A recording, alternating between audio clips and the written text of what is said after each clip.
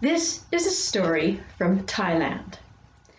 The story is about a remarkable bird. The bird isn't very remarkable in the way it looks. It's small and it doesn't have a lot of bright colors. What's remarkable about it is the sound it makes. It's a bird call. It sounds like this. Na na na na na na. And I'm also told it can flap its wings together 3 times. So it sounds like this. You can join me if you want. Na na na na na na. One day there was a man walking through the jungles of Thailand looking for something to eat. And way off in the distance, he heard this unusual sound. Na na na na na na. The man wondered what it was, so he followed the sound deeper into the jungle until he came to a beautiful tree. And at the top of the tree was this remarkable bird. And the man looked at the bird, and the bird looked at the man, and the bird said, na na na na na na. And the man said, well, you're very unusual, and you have a terrible bird call. Huh. Well, the bird looked at the man and said, na na na na na na. The man said, really, cheeky bird, we'll see about that. And he pulled an arrow out of his quiver, and he set it into his bow, and he shot at the bird. Well, the bird saw the arrow coming and jumped to another branch. The arrow whizzed by. The bird looked at the man and said, na na na na na na. Really, said the man, we'll see about that. He took out another arrow, he set it, and he shot. Well, this time the man knew the bird was going to jump, and the arrow hit its mark.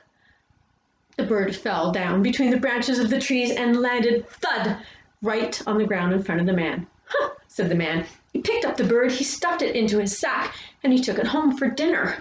When he got home, he put the bird on his table, he took out his knife,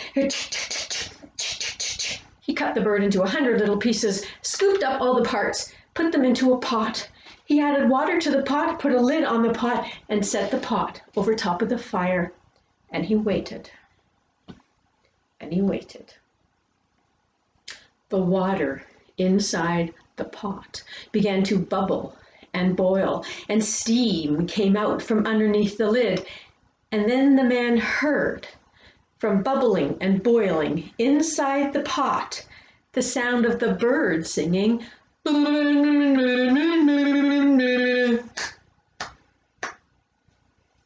That's impossible, said the man. I got rid of that bird. Ha! Well, I don't want to eat it. So he took the pot outside.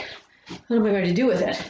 He took it to a nearby cliff, and he stood there, and he swung the pot 3 times. 1, 2, 3, and he let it go, and the pot sailed through the air and landed into the water and sank. The man listened, and he didn't hear a thing. The man went home. The pot sunk to the bottom of the water, and there the current rocked it back and forth, and suddenly it started to float. It floated to the surface where the waves washed it to the shore. And there, sitting in the sand, was a little boy. He saw the pot and he thought, ooh, I wonder what's in there. And he put his hands on the lid and he pulled. And from out of the pot came 100 of these wonderful birds, and they were all singing, na na na na na na. About a year later, the man was walking through the jungle once again looking for something to eat, and from way, way off in the jungle, he heard that strange sound. Na, na, na, na, na, na. That can't be, he said. I got rid of that bird. He ran through the jungle till he came to the very same tree, and he looked up, and the tree was filled with thousands of these birds, and they were all singing at the tops of their voices with such incredible joy. Na, na, na, na, na, na. And the man looked at the birds and he said, oh, I know know who you are. You are the birds of freedom, and freedom cannot be destroyed. I have to let you be." And the man went home.